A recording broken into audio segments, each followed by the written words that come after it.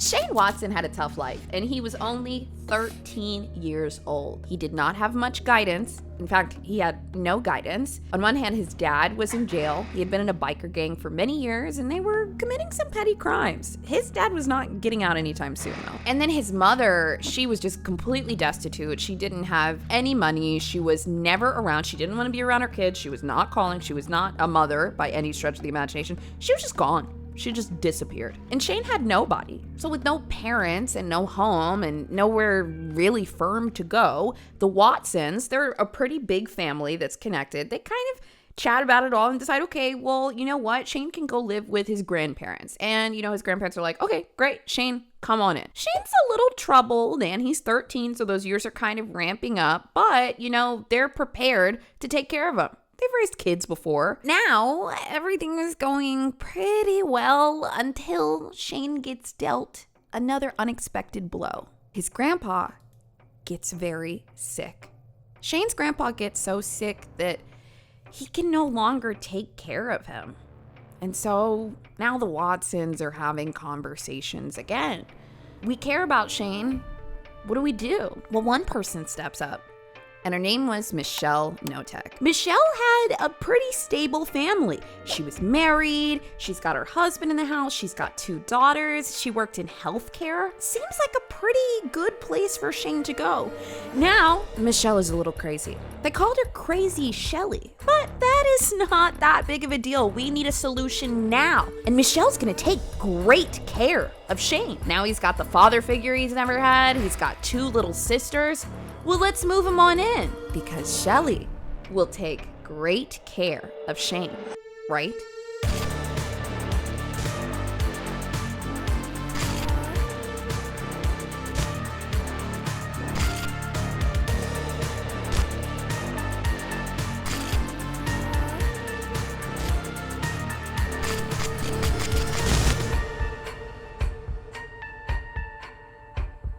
On April 15th, 1954, Michelle Watson was born to Lester and Sharon Watson. Now, as you may have guessed, Michelle Watson ultimately turns into Michelle Knotek when she gets married. But also, for clarity, throughout the story, I might occasionally call her Shelly. That was her most common name. A lot of witnesses will refer to her as Shelly instead of Michelle because that's how they knew her. Also, this is the first time that I'm hearing that Shelly is a nickname for Michelle, but also it makes so much sense. So maybe I'm just dumb, but first time I'm hearing this. I mean, I thought Shelly was just a name, but it's a nickname for Michelle. Anyways, throughout the story, there will be some times where I refer to her as Michelle, as that is her name. It is her legal name. But a lot of times people will refer to her as Shelly. And I want to be able to lean into that a lot because one thing that I think is interesting is a lot of friends, family, witnesses, they always called her Shelly, which seems like such a sweet, demure name. I almost feel like everyone's saying, oh, Shelly, just kind of added this air of lightheartedness to who she was. And the reality is, there was absolutely nothing lighthearted about Michelle Knotek. People said when Shelly was growing up, she was very cute. She had these big blue eyes and she had big, wavy auburn hair. She just looked like the most normal, cute little girl. But Michelle's home life was pretty rocky. Now, we've talked about some stories before that just have bombshell paths of trauma. And I mean, Michelle does have an interesting backstory, but a lot of what she was getting was what I generally call death by 1,000 paper cuts. It's like when you're getting this type of abuse that is so minor and it hurts so badly from a parental figure or a family member, but it's not so serious that anyone will ever validate it. So to me, death by 1,000 paper cuts is constantly being invalidated, constantly being ignored, minimized, yelled at, degraded in some capacity, and then made to believe that you're the problem and it's not real and it happens day after day after day after day after day. This will really mess somebody's brain up. Michelle's dad, Les, he actually ends up getting divorced a little bit later in the story, But they said Les, he was 6'2". He was confident. He was a hunk. He was a little bit of like a liar and like charismatic. You know the type. But like that was her dad. And he was just fully sucked into himself, sucked into his own ego. It was all about him. So we don't know the exact details of his relationship with Michelle, but that was one aspect of it. And then her mom was just a full-blown alcoholic. Like her mom had been a pretty heavy drinker before Michelle was even born. But something was just happening. She was just drinking more and more. And it got to the point where like Les was like, I'm not dealing with this. I'm leaving you. So to set the early years for Michelle, she's got this like larger than life dad who's very charismatic. Everybody knows he's a little bit of a liar and he likes the ladies and he's kind of hot and he's personable and he's the man. And then her mom is this severe alcoholic that's only getting worse day by day, and now hotshot dad is leaving alcoholic mom. So this is incredibly early. Like Michelle may not even remember them being together in any capacity, but this was the dynamic, right? After the separation, Les, he goes off looking for somebody new to settle down with, and then his ex-wife, Michelle's mom, she just keeps on drinking. And she's enjoying drinking and partying so much that she just abandons her children completely. Also, sorry, let me be clear. Shelly has 2 brothers at this time, and so they're all together as a trio. And Shelly's mother abandoned all 3 of them. So while Shelly and her brothers and her mother are in this just weird period where her mom's drinking a whole lot and they're trying to figure out their lives, Les had gone off and married a woman named Laura. Okay, so they get married in 1990 in just like a little civil ceremony, Vancouver, Washington, friends and family only, very cute. And Laura, new wife, she's like, oh my gosh, my husband's so hot. He's charismatic. Everyone likes him. Hot shot. Everything's perfect. And Les is like, yes, babe, everything's perfect. Except Les didn't tell Laura one really big detail. You guys heard in the news that Ticketmaster got hacked a while back. Well, when this stuff happens, what they do is if you've ever made an account on Ticketmaster or another website like that, if there's a data breach, people go in there and they take your name, your email address, your date of birth, password, anything that's available and not encrypted, and they steal all of that from the server and then they distribute it on the dark web and sell your information. Now, you can use Aura to scrub your information from the internet, but why would you want to do that, right? Why does it matter? Well, when your data is online, this is why we get these annoying emails. We get these annoying spam calls trying to see if our number is active. It's because your data's out there and it's publicly available. Look, we're rolling into 2025. I can't believe I'm saying that, but everything we're doing is online. And so it is so incredibly important to protect your data.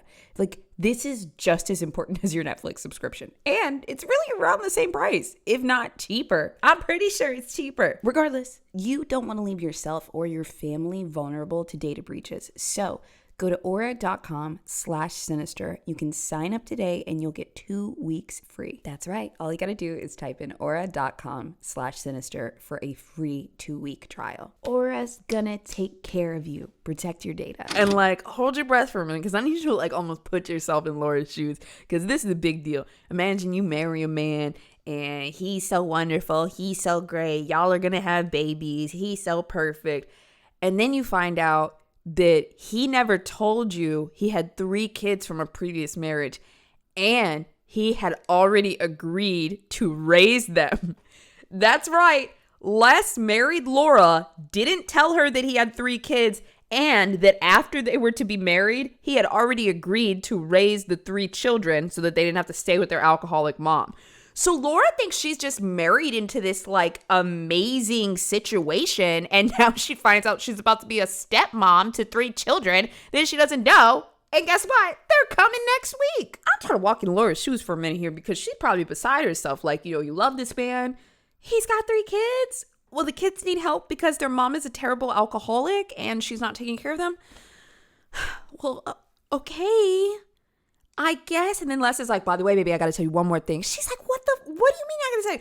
He's like, by the way, I might have lied about my age. I'm 10 years older than I said I was. Guys, right here, divorce. You lying to me about kids and you're lying to me. If a guy says that he's 10 years younger than he is, that's insane. Absolutely insane. So this is the type of guy Les was. I kept telling you guys, charismatic, hotshot, liar, manipulator, but like truly, genuinely. So Laura is now freshly married and a stepmom to 3 kids that she doesn't know, and she's married to a guy 10 years her senior that she didn't know. And also, not just 10 years her senior, he was 10 years older than what he told her. So I'm not sure the ages that he told her, but like, you know, if she's 27 and he claimed he was 37, he might actually be 47, you know, like it might be 20 years. It depends on what age he told her. So now my husband's a liar. What do we do next? So now the week has come. And Miss Shelly is moving in with her 2 brothers. For reference, Shelly's brothers' name are Chuck and Paul. But whenever we have a story that has complex storylines or a lot of names, I try to really keep it to the core names that you guys might need to know, just so it doesn't get too confusing. But there's a lot of names in this story, so I don't want to confuse you too much. Anywho, so Michelle and her 2 brothers move into the house, and Laura is meeting the stepchildren for the first time. And something absolutely fucking insane happens within the first week. Absolutely insane. Once again, guys, we're doing this story a little bit through Laura's point of view because she's the only sane one that I have in the story so far. Les is gone. Shelly's fucking crazy. So I need you to imagine you're Laura again. Your husband has lied to you about how old he is. He has lied about having children. He has moved these children in, and now you're in a holy legal matrimony and you got to deal with this, and you're meeting the kids. And then let's just say that you see the girl doing something weird one day. And you're like, what is she doing? You see her do it, and you're like, that can't be. There's no way that she's doing what I think she's doing. And then a couple hours later, you hear a yell, and you find out that she was doing exactly what you thought she was doing. This is insane. Shelly, for fun, would like to take bits of glass and break them up into tiny little pieces. And she would take the little pieces of glass and she would sprinkle them in her brother's shoes. That's what Laura witnessed Michelle doing. She watched her breaking up glass and putting it in her brother's shoes. I cannot imagine what the Laura went through in that week. I cannot imagine it. So, this was absolutely shocking to her, but that is what happened. When Michelle, sometimes she would get upset, or sometimes she just liked to see people in pain. It probably gave her a little sense of empowerment. It gave her a sense of enjoyment. And it's like a trickster that sees their trick playing out and their reward is someone else's emotional pain. That's what she liked. Michelle liked other people's emotional pain. It was like a drug to her. This was not an isolated incident either. This is something that she did multiple times. But this particular form of torture is one that stuck out in Laura's mind. There were many little things that she would do, many games that she would play with people. Now, Laura's already just getting bad vibes off of Michelle. I mean, yes, she saw the glass thing. Yes, she saw other things, but she's probably still thinking in her head well, this is my husband's kid, right? She's just a kid. How bad could it possibly be? Well, Michelle really ramps up when she's 13 years old and her mother, who was out of the picture at this point, but everyone is aware she's still alive, still drinking. Her mom had been out living on Skid Row for a while. And, bro, I'm going to tell you something right now. Women out on Skid Row, it is terrifying. It's terrifying. Oh my God. I can't even go into detail. It's so scary. This is where she had been living for a while. So Michelle's mom ends up getting a boyfriend out on Skid Row, and they're drinking, they're doing drugs or whatever. And this guy is crazy, absolutely cuckoo. You don't if you don't know, Skid Row is the homeless capital of Los Angeles. Okay. And so that's where she found her boyfriend. She went from Les to this dude, and they have just given up on life. All they're here to do is do drugs. Well, this guy, as you may have guessed, was not an upstanding citizen. And one night, when Michelle's mom was in a hotel room with her Skid Row boyfriend, he got upset and he beat her to death violently in the motel. Incredibly violently. Even though Shelly did not have much of a strong relationship with her mother early, it's hard losing a parent. And also, the way that she died was incredibly brutal. And Michelle kind of saw the path leading downwards to what happened to her mom. And that's a lot for somebody to process, if they even can. It's around this time that Michelle really leans on her grandmother and gets to know her. Michelle's grandma was a woman named Anna Watson. Remember, I told you, Watson family is super, super big. So she starts to get close to Anna after her mother's death, and she's this big, broad, tall woman. She's got this kind of messed up ankle where her foot drags behind her when she walks, but she's very powerful, large, and in charge. She's also incredibly cruel. Many people were scared of Anna, and she always thought she was right about everything. She wasn't a type of person that was like, oh, I think I'm right. She was like, I am right, and what are you going to do about it? And if you do something and I don't like it, you may not like what I do next. She was not a good person, but she also ran a nursing home. And so she was always taking care of these people and also just treating her husband like total trash. She would constantly make her husband sleep outside. Like, old boy would walk in, say, oh, I've worked all day, time to get in bed. And Anna would be like, what are you doing in here? Why don't you turn it back around and get outside? Why don't you go sleep in the barn where you belong? In fact, don't sleep in the barn tonight. I want you to sleep outside. She would make him use the bathroom outside. She would make him sleep outside. It was just weird.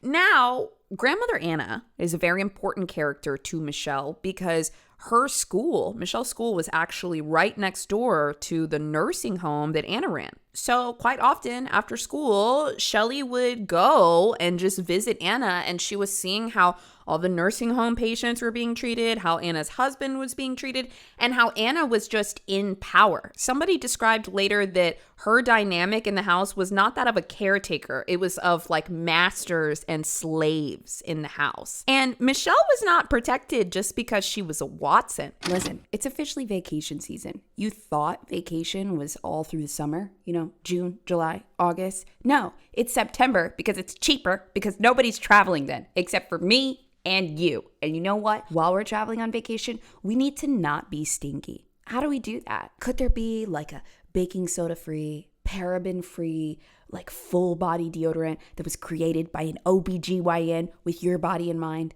Oh my God, there is. It's Lumi. Lumi is clinically proven to block odor all day and up to 72 hours. Yes, I know you're putting on your deodorant every day, but just know if you wake up and you forget for a couple hours, Lumi's got you covered. And their products work from head to toe. From face to foot, baby. With Lumi, you're protected all day, and you can choose between different scents like clean tangerine, lavender sage, and toasted coconut.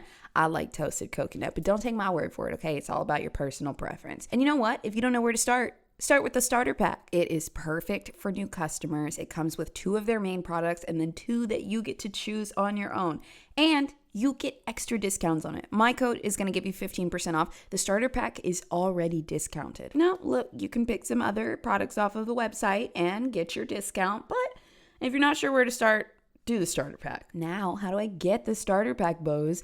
All you have to do is go to lumideodorant.com and then use my code SINISTER at checkout. LUMEDEODORANT.com. Select your items and then put SINISTER in at checkout. Shelly came over to the nursing home one day and she was with her stepmom, Laura, and Grandma Anna starts saying, you don't know how to take care of her. Look at her hair. This is disgusting. This is a mess. And then Grandma Anna shaved off Shelly's hair. Just shaved all of her hair off and said to Laura, you don't know how to take care of a child. Now, here you go. Like, I've heard of stories where a man, like an abusive man, cuts off a woman's hair as to try to like take away her beauty. I have not really heard of a woman doing this before. Of course it happens, but I think this just really speaks to how sadistic Grandma Anna was. And like I said, this is really important because in Michelle's life, she had seen so much chaos, so much destruction. She is somebody that wants to have power, which is why she's always messing with people and torturing them to begin with. And then she meets Grandma Anna, who is the first, quote, strong and powerful woman that she has witnessed in her life. And this is how she treats people. So she witnesses all of these people fearing and respecting Grandma Anna. And she already likes torturing people. So this is just I think this is the catalyst. This is where everything shifts for Michelle Knotek or Watson. Now, what's also interesting is despite the haircutting incident, Shelly did not stray away from Anna. In fact, she gravitated closer to her. It's almost like the two of them were inseparable. Now, I don't know if Shelly was just picking up tactics from Anna or if Anna was kind of grooming her into this abuse to abuse other people. But, Shelly's kind of lies and manipulation just started building up, and people always knew Shelly was a liar. And then in March of 1969, she told the big one. One day, Les and Laura, Shelly's parents at this point, noticed that she didn't come home from school. And they're pretty attentive parents. Like, this is not oh, your kid doesn't show up at 3 and you don't notice till the next day or until 9 o'clock. Like, no. I mean, she didn't show up. They were concerned for her. So, of course, they do what any parent would do. And they call the school and they say, we haven't seen her. Have you guys seen Michelle Watson? Where is she? And the school says, oh, we know exactly where she's at. She was at the detention center because she had told everyone that her father had raped her at 15 years old. And this is a claim that everyone needs to take very, very, very seriously. And they do. So when Les and Laura get down to the detention center, they find out what Shelly is saying, and Laura fights back. She starts saying no, this child is a menace. We deal with lies and everything from her on a daily basis.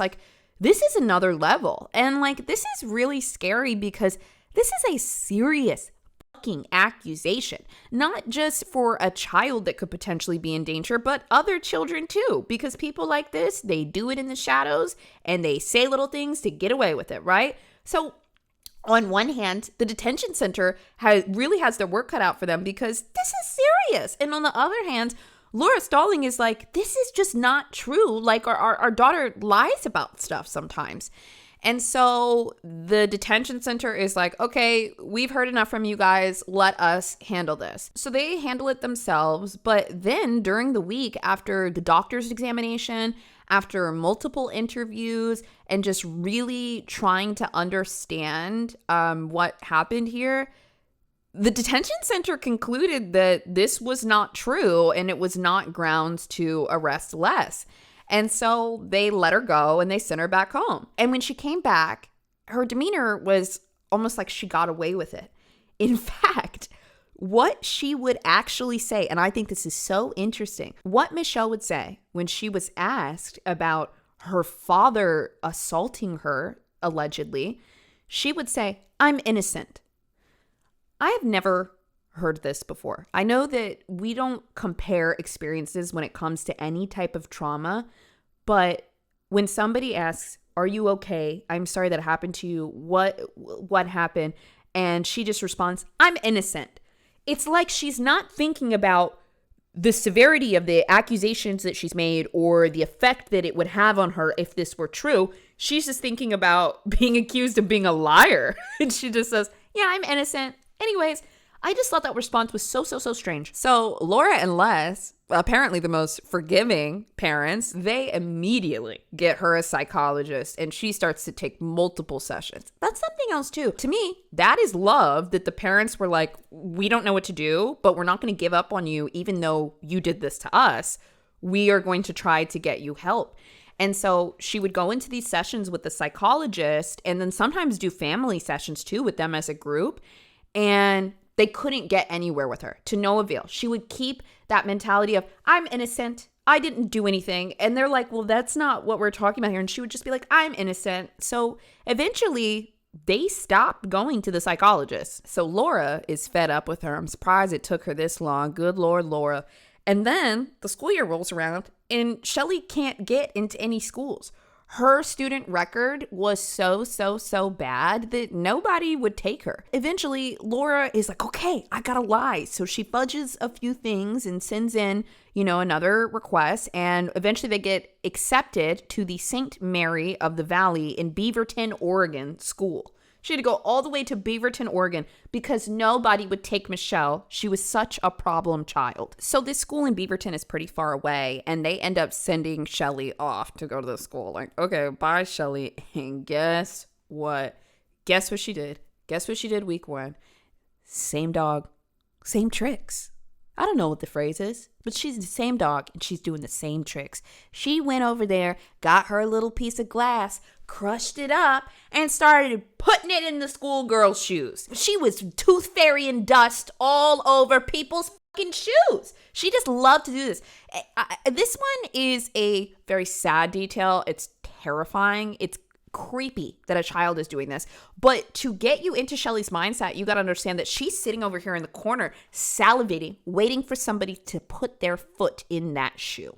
That's what she wants. And if you're not picking up what I'm putting down by now, this lady is a textbook sadist. I have never seen so much evidence of that in somebody's childhood before. Normally, sadistic people, they really hide in the shadows because they don't want you to know that they're enjoying your pain. They put up a lot of layers. And so just to have this much history where she was this type of person, and it's going to lead into what she did later, I just think is very interesting.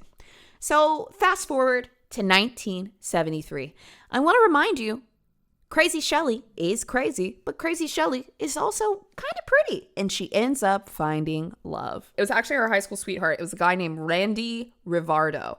And she and Randy end up having their first daughter, a girl named Nikki, just about 2 years after they got married. So they were together for a minute, on and off through high school, ultimately ended up getting married, and now they got a child. But the marriage was so shaky because Shelly could not keep a job. And get this, Shelly didn't have a job because she got fired from her last one. She was working in a nursing home, her dad's nursing home. That's right. Years after making an accusation that her father had assaulted her and possibly, just destroying his entire life and sending him to jail, they forgave each other and got even closer to the point that her dad was still willing to give her a job. Well, when she was working in this nursing home, she did such a terrible job that her dad had to fire her. And then when he fired her, she went to go work at another nursing home. And then she got fired for the same exact reason. And when she got fired from that nursing home, she went crying to her dad, and he took her back and he rehired her. And then he fired her again. What a mess, right? So Michelle cannot contribute to the finances for her husband and her newborn daughters. She cannot keep a job. And then also she's at home with no job, not cooking, not cleaning, barely taking care of Nikki. And, Randy, he knew Michelle was a piece of shit, okay? He knew it, but he thought, I love this woman. Let's work it through. But after a while, he can't do it. He tries, but it's almost like Michelle doesn't even like him. All she wants is the check. She wants Randy to come home with the paycheck. In fact, she deployed some of the tactics that Grandma Anna used to use on her husband, where sometimes Michelle would lock Randy out of the house and make him sleep outside. It was happening so frequently that sometimes Randy didn't want to deal with the rejection, so he would just sleep in his car first before even trying. So after a bit, he's like, I'm done. And I'm telling you guys the bare bones of why this relationship didn't work out, that she wasn't working, she wasn't cleaning, she was being abusive to him, singling him out, taking his money.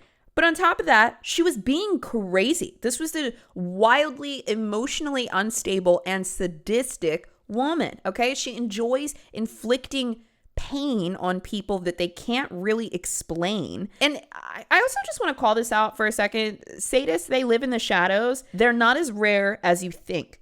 A human being that enjoys the pain and torture of another human being, this is something that we think we see in movies. Believe it or not, you have probably met a sadist before, but everything is so subtle, you you don't think that they're trying to hurt you or they're enjoying it. I just want to like shine a light on this because so many of us may not ever meet a sadist. So many of us may not ever be a victim of a sadist, but some people are living in a home with a sadist and they don't even know it. It's very, very, very, very subtle abuse. And if you try to call it out, they'll convince you you're crazy. That's also part of the sadism, convincing you that you're crazy. So, rightfully so. Randy said, I gotta get out of here. This lady has lost her mind. When Randy leaves, Michelle, like her mother, abandoned her daughter, Nikki, and left her with Laura. And look, Nikki was in better hands with Laura, okay? Let's just be real. But she only disappears for about a year, and she ends up coming back. And this time, she's got a new husband. His name is Danny Long. She and Danny had another child, his daughter, named Sammy, just within a little bit of the relationship starting. But one thing I thought was really interesting was Grandma Anna, abusive, psycho Grandma Anna that ran the nursing home. She had passed away, and Shelly moved into Anna's house. Personally, for me, I think that her moving into Anna's house was not only creepy, but I think it was symbolic in a way. I mean, maybe she just needed a place to stay, but considering how much she idolized Anna and thought she was a powerful woman, her moving her husband and her new family into Anna's house almost in a way like invokes that, right? So maybe she's not actively thinking it, or maybe she is. Now, this new husband, Danny, he was way different than Randy. Randy was very passive, and even though he got fed up with it at all, he just kind of would let things happen. But Danny wasn't like that. Husband number 2 would fight back. When Michelle was like, being unruly, he had a temper. These two were yelling, smashing plays, da, da, da. It was a very, very tumultuous marriage. And Michelle was not used to somebody that fought back this hard. In fact, she might have thought that eventually she could break Danny down as a human and maybe she could control him a little. But the plan didn't work and the marriage ultimately dissolved. Danny got out of there. So the second husband leaves, but Michelle's pretty. She does not stay single for long. And then in 1982, that is when Michelle meets David Knotek.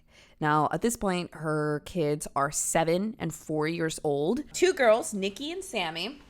And David's cool with this, he really likes Michelle and her kids seem sweet. They're young girls. They get along well. Because also remember, we haven't talked too much about her personality, but she's very upbeat, very chatty. She might come off as fun. She's not that fun, but she comes off as high energy. And David is just really attracted to her. So after a couple years of dating, they end up getting married in 1987 in Long Beach, Washington. And around the year that they got married and they were living together, they started taking boarders into their house. Michelle had worked in nursing homes, so she was used to having people kind of stay with her or, taking care of them for very short periods of time.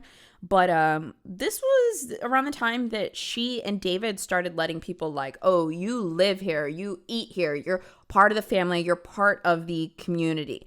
And the very first person that they brought in was Shane Watson. I told you guys about Shane before. He was 13 years old. He was very young. Did not have, mom or dad to lean on. He was close with some other people in the Watson family. He knew Michelle, but overall, this just seemed like a good fit. And Shane didn't have anywhere else to go. After his grandpa got sick and he couldn't take care of him anymore, it was basically either Michelle's house or foster care. So Shane moves in. I've been describing Shane as a member of the Watson family, but more specifically, he was Michelle's nephew. So this is Aunt Michelle. Dude, things were really good at first. They were really good because David didn't have a son and Shane was kind of like his son. So David, who has been living in this house for years and years and years with, Shelly and her 2 girls, now he has this boy that's like 13, really happy to be safe and sound somewhere now, to have a possible family. Like, this feels like a family. 2 sisters, mom and dad, basically. David is out here playing catch with him. I know it sounds generic, but in the actual interviews, David reminisced on playing catch with Shane. And I know it sounds typical, but maybe that's part of it. Like, their brains were like, well, this is what guys with this age difference do, like father-son, When David talked about playing catch with Shane, there was so much emotion. There was so much emotion in his voice that it would infuriate you, because you can tell that this moment meant a lot to Shane and it meant a lot to David. They had a bond, and it was starting to feel like maybe David is going to be my father figure. Something in the house switched though. See, very early on, Shane was invited to sit at the table. He would have dinner with the Knoteks. He would hang out and do whatever he wanted around the house. Michelle would chat with him like he was just a kid. It was like the first couple of weeks were really normal. And then one day, Shane bothered Michelle in some capacity, and she decided that he needed to be punished. The first thing that happened wasn't even a big deal. And then it happened again, and Michelle decided that Shane needed to be punished. And it was weird, because the second time something had happened, it also wasn't a big deal. And then the third time, and then the fourth time, and the fifth time. It was almost like Michelle was just looking for these excuses to reprimand and demean Shane. And it was progressively getting worse and worse. She would start off by putting him, in a closet and locking the door for an hour, a couple hours. That was the early days of the punishment. And then it escalated to her saying, Shane, you've messed up again. Shane, you need to take your clothes off and go outside. And the way she would deliver these instructions, he would just do it. And then she would go out there, and it was cold outside, by the way. We're in upstate America. She would dump water on him while he was naked outside, and then she would leave the bucket and go back inside and make him stand there. So he'd be freezing cold with this water over him while he's naked, and he's a kid. I want to put that into perspective, because sometimes, when we're listening to these cases, we're like, well, how did we get to this level of torture? Well, it started with a closet, and then it started with go outside and stand there naked. And then it was, okay, and now I'm going to dump some water on you. There's a conditioning that happens. And then it gets worse and worse and worse and worse, right? The next couple of details that I'm going to tell you guys just throughout the case are extremely, extremely, extremely disturbing. A lot of the specifics we got from, there's a best-selling book. It's called If You Tell, A True Story of Murder, Family Secrets, and an Unbreakable Bond of Sisterhood. It's by a guy named Greg Olson, who dug deep into this case, talking to anyone and everyone he could about the things that went on in the Knotek home, because some of that stuff is not in police reports. If people don't talk, or if it's not pertinent to the case, you don't know. But this author went in really, really deep to get a lot of information. And so I want to remind you guys that Michelle Knotek was torturing everybody in her house every single day. I'm not going to go through every single detail of what happened on a regular basis, but I'm going to tell you some of the more disturbing bits. And I just don't want you to forget that these were not one-off, isolated instances. These were happening all the time, and Michelle was making sure of it. Shane very quickly is being tortured in this house.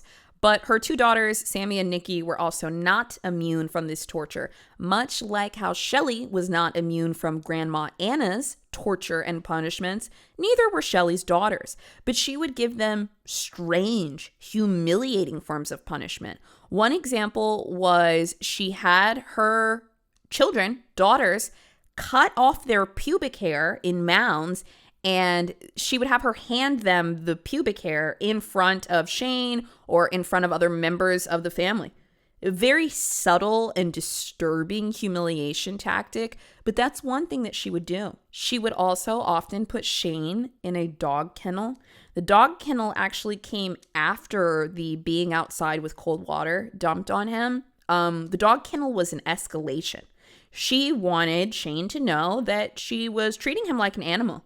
And she would lock him in there for hours on display to other people in the house. Another thing she did was Nikki, or her child that was probably somewhere between 7 and 11 years old at this time, she forced 13-year-old Shane and young Nikki to slow dance naked together in front of other people in the house. These are very specific forms of humiliation and abuse. And these are also the types of things where, if Nikki or Shane were to say, Michelle, What the fuck is wrong with you? Why did you make us do that? Shay would gaslight them and probably just say, what? It's just dancing. What's wrong with you? And then they're kids, and so they don't know any better. She minimized it. She minimized sexual abuse to what, you're just dancing. And then what do they do after that? They're kids. Now, while her daughters are being abused and Shane is being abused, Michelle ends up meeting another person that is down on their luck. They're vulnerable. She is collecting vulnerable people like candy, okay? And this lady's name was Kathy Loreno. And Kathy had just come for a haircut and she was going through a breakup. And Michelle just starts talking to her and realizes that she's in a vulnerable place, and she turns it on. She lays it on thick that she can be Kathy's savior. Kathy doesn't have to go through this breakup alone. Oh, she's been through it before. Why don't you move in with me? Why don't you come live in my house? My nephew lives there. My husband lives there. My 2 daughters live there. Come on, it'll be like a big family. And Kathy Loreno says yes. Michelle seems like a trustworthy person, and she could really use a family right now. And she had actually known Kathy for a couple years, but this was like the first time that they really connected. And it was beneficial for Michelle too, because Kathy was going to help babysit her kids. And in return, Michelle was going to give her room and board. Perfect. Kathy Loreno was a very cheerful, just very bright, very optimistic. She had a lot of like sadness to her. She had this like somberness, like something had happened, but she just tried to always stay in good spirits for other people. She was very joyful. She grew up in California and actually moved to Washington when her stepdad passed away and she had to go stay with some family. So that's how she ended up here. And her storyline was just very like nomadic, and like she was always looking for love in the wrong places. Much like Shane, Kathy's first couple of weeks in the house were okay, but it was actually much shorter than the honeymoon period that Shane experienced. Everyone in the house was being tortured, and so it didn't take long for Kathy to figure out something was going on. But before she could leave, Michelle, using her tactics, started to groom her into hard labor and abuse. Kathy's abuse started with something that I think is very extreme, but Michelle used the circumstances to make her think that this was the best option they had. When they would go for outings, Michelle would make Kathy ride in the trunk of the car. Now, I don't know what kind of car they were driving. I don't know if there was absolutely no space inside the car or what. But somehow Michelle was like, Kathy, we're going to go somewhere. I'm so sorry. We need you to get in the trunk. And Kathy Loreno did it. I'm sure Michelle said this with a smile on her face. I'm sure that she made it make sense. I'm sure she tried to paint it as not abusive. But this falls in line with the humiliation that Michelle enjoys. The trunk was a very early form of abuse. And then, similar to Shane, she had Kathy Loreno doing things around the house, but she would force her to do them naked. She would force her to strip down, and Kathy would have to get on all fours to do certain tasks. Originally, she was asked to live in the house to help with babysitting, and now she's naked on her hands and knees scrubbing things. She was also getting starved quite often by Michelle. She wasn't getting any food. And then, when she would get food, Michelle liked to play this horrible little game for herself where she would make a sandwich and make it look really nice on the outside, like a regular sandwich, and put the meat and the cheese or whatever inside of it. And then she would take bugs, dead bugs from around the house, roaches, legs, spiders, cobwebs, dust, whatever, and she would put it inside of the sandwich and then put it back on top, and she would feed it to Kathy Loreno. And she would watch excitedly because it looked like a nice sandwich, but inside of it were bugs, dirt, dust, chemicals, whatever Michelle wanted to put on the sandwich that day, she would, and she would give it to Kathy. And Kathy had been so starved by this point that she needed food, and she would eat it. Just to give you the lay of the land, Michelle is in the house torturing Shane. She is torturing Kathy Loreno. She is torturing her 2 daughters. She's Of course she's torturing David Knotek. It's not like, oh, I'm going to torture everybody and then, but you, baby, you're safe. Like, no, everybody's getting it, okay? But out of everybody, Kathy Lorino is being tortured the most, to the point that it really starts to affect Shane, and he wants to get out of here. So he tries to collect some proof about what is happening, and he takes a photo of Kathy Lorino in the house, crawling around naked, doing stuff. And he's taking these photos because everything's escalating. And so for Kathy, it's so bad. Kathy is like, I need to get out. I need to leave. I need to go. So she tries to escape. And just 2 hours later, Michelle finds her. And she tells her, why did you try to leave? Why did you try to do that? That was so silly. That was so silly. And she takes her back home and she punishes her even more. This actually happened more than one time, but it would always end with Michelle getting her, bringing her back, and then making her think it's going to be better this time. She would literally manipulate her into thinking that she was going to be nice this time. And then she'd bring her back and she'd torture her all over again. And guys, this went on for years. It went on for so long that Shane and Kathy even relocated with them when they were in Washington, okay? Michelle and David were actually like, hey, we're gonna go move to Raymond, Washington, and you guys should come with us. And they did. Like, they even moved with them. Like, they had, it's not even like Stockholm syndrome. I think that they were just completely like hopeless at this point. Like, she had destroyed them physically and psychologically. And now fast forward to 1994, and Kathy and Shane are still living in the home. Kathy is now less than 100 pounds. Shelly is giving her sedatives at night. She's drugging her in the daytime and in the nighttime. She's abusing her, and then she's giving her little moments of affection.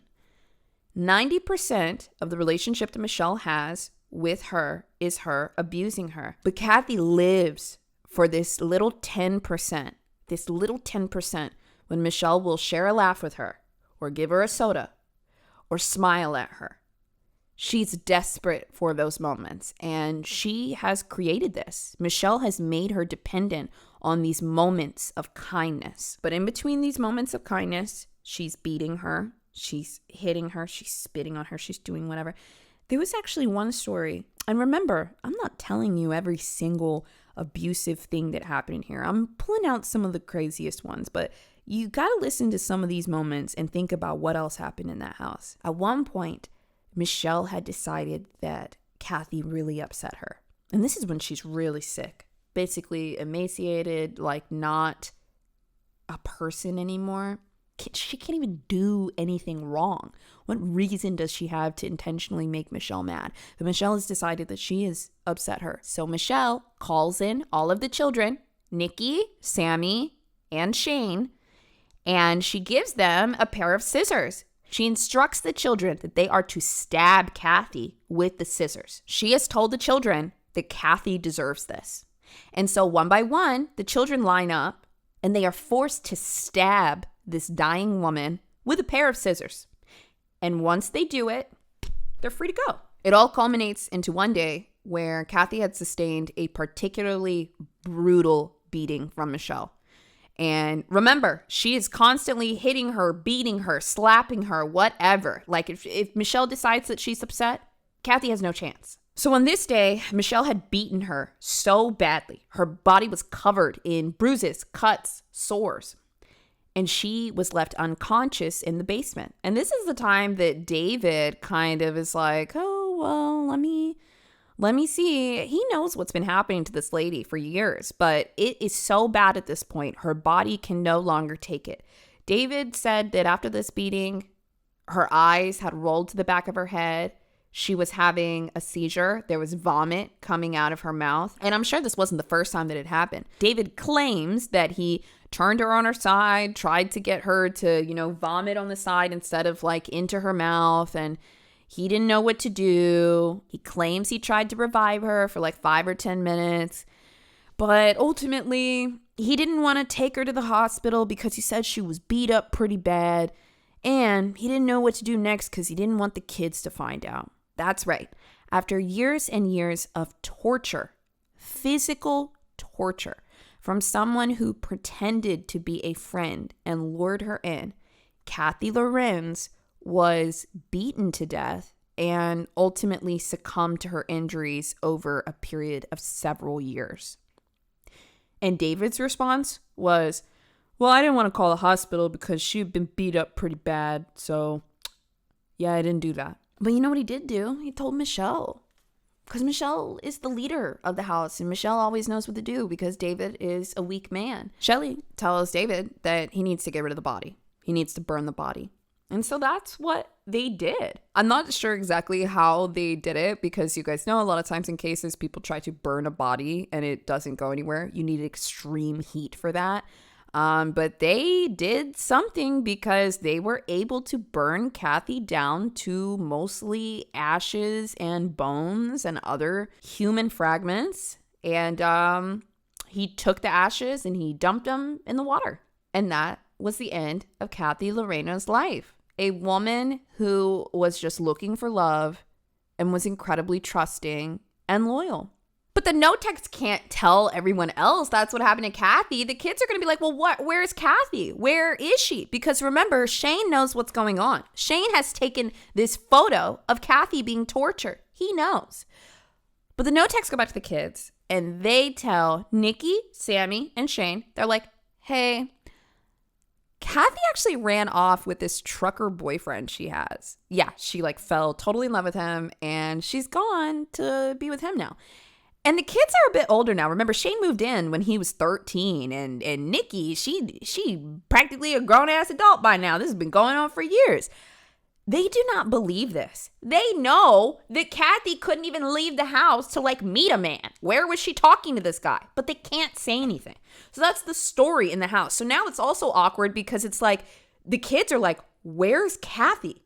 They knew that Michelle was a fucking psychopath, but could she kill somebody? And where's Kathy? So the Knoteks just want this to be a question mark.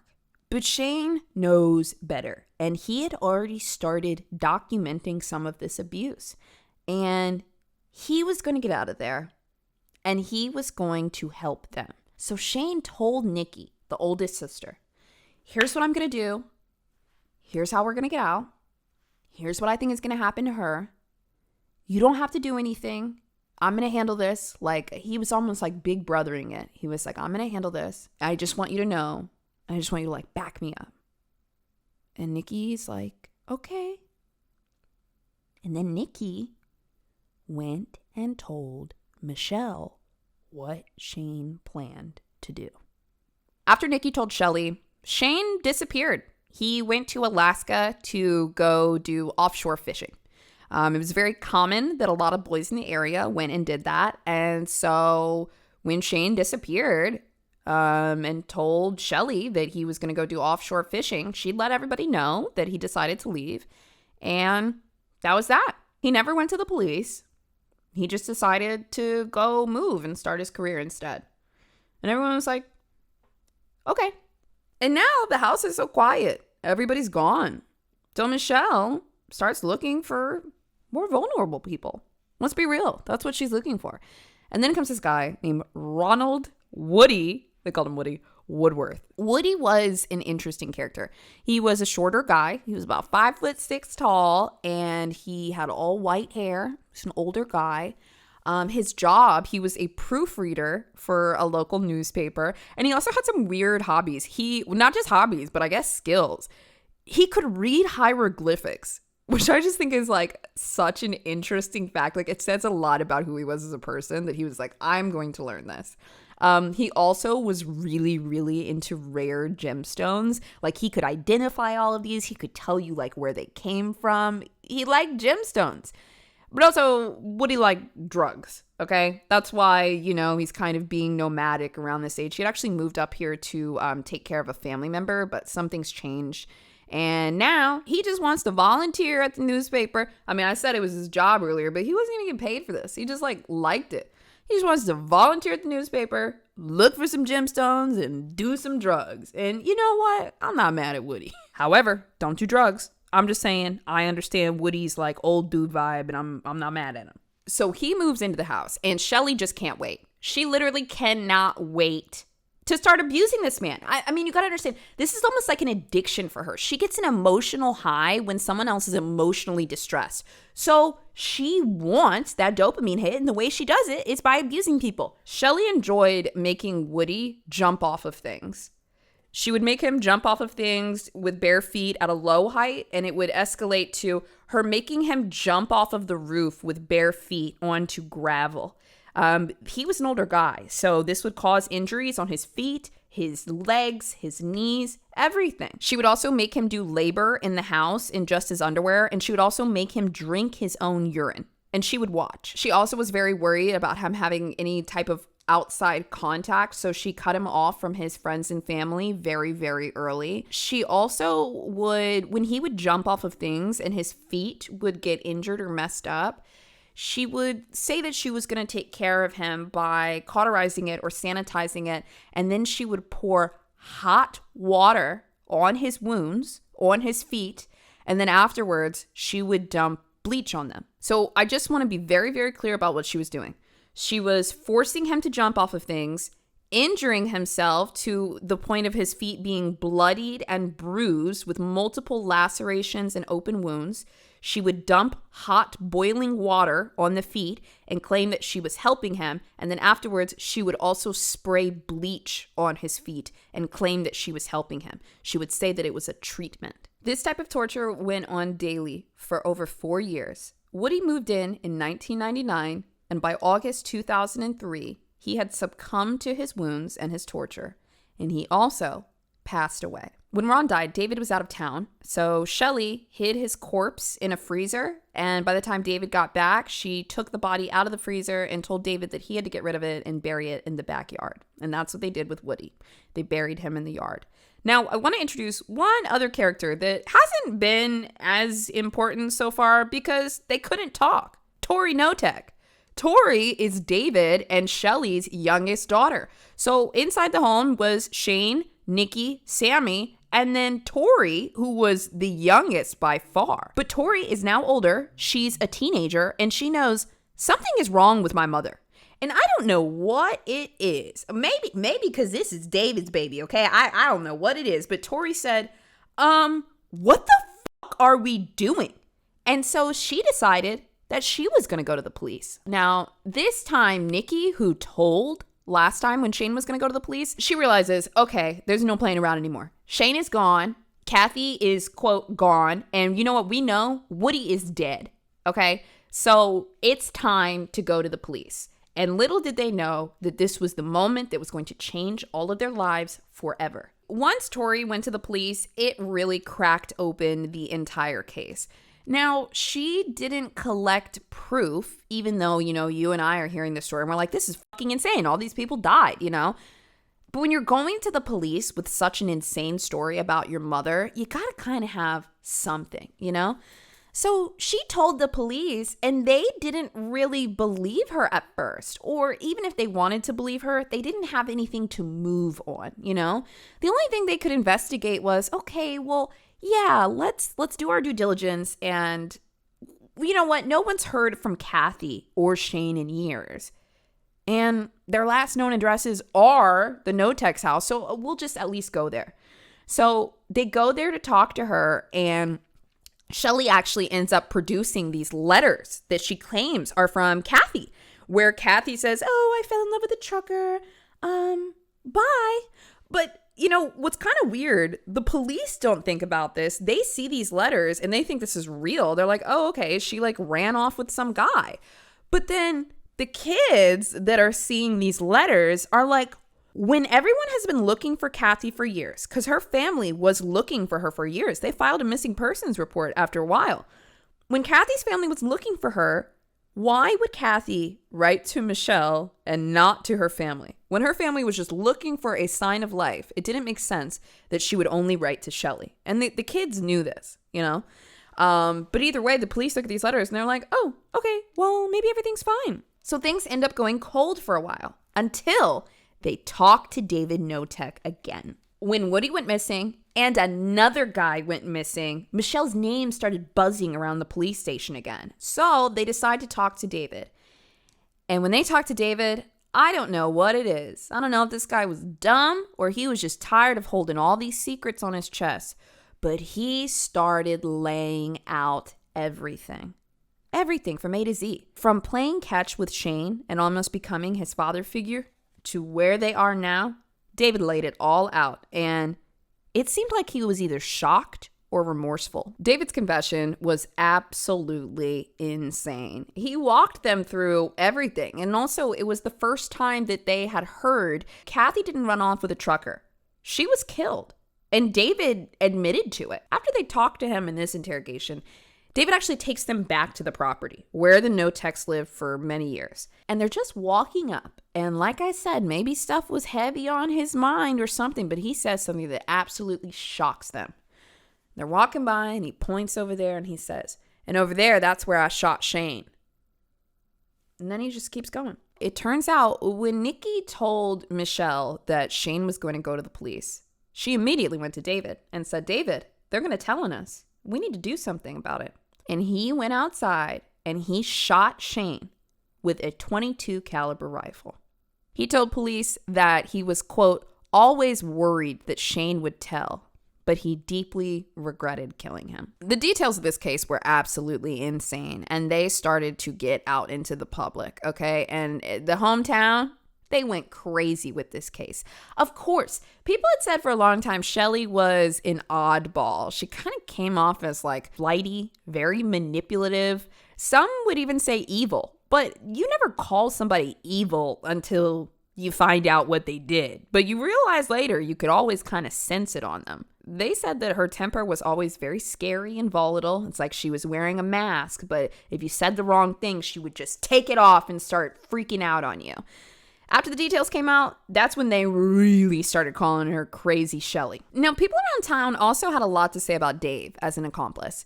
One barber said that David was a handsome, cool, popular guy who was nice to everyone, but he transformed into a nervous wreck after marrying Shelly. He said, Dave looked like he was always looking over his shoulder. He looked paranoid, but Michelle always seemed friendly and kind.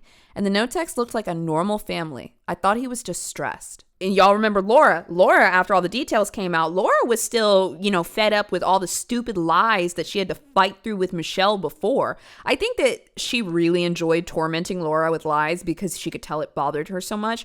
Laura said, Michelle told everyone in the family that she had cancer, and David went along with it. It didn't matter what Shelly would lie about, he would always stick up for her. And this was true. At one point, Shelly tried to convince everyone that she had cancer, but she went and shaved her eyebrows off and not the rest of her hair, and she tried to say that that was from the chemo. Now, when Sammy, one of the daughters, was asked, why do you think Michelle was able to control David so much? She said, the reason why my mom was able to control Dave was because while I love him, he's just a very weak man. He has no backbone. He could have got happily married and been an amazing husband to somebody else because he really would have been. But instead, he got his life ruined too. So Sammy says that he's actually a nice guy and he's very passive, but he got shacked up with the wrong woman. You decide. With this level of atrocity, I would hope that we could have some justice. I'm going to let you guys know right now, we don't. David was charged with 1 count of second-degree murder for shooting Shane. He ended up taking a plea deal, and he was sentenced to 15 years in 2004 instead. Personally, I don't know if some people feel bad for David because they feel like he got dragged into this. No, to me, David was an accomplice for 15 years. I don't care that he was scared of Shelly. He murdered, he mutilated bodies, and he did it because he didn't want to upset Michelle because that made him uncomfortable. So let me be very clear about this. He murdered people and disposed of bodies because he didn't want to deal with Michelle's bad mood, so he just did it. Okay? Look, you're not going to believe this one, or maybe you'll believe it, but you just won't be happy with it. But Shelly Knotek, she was sentenced to 19 years in prison. And right now, she's out.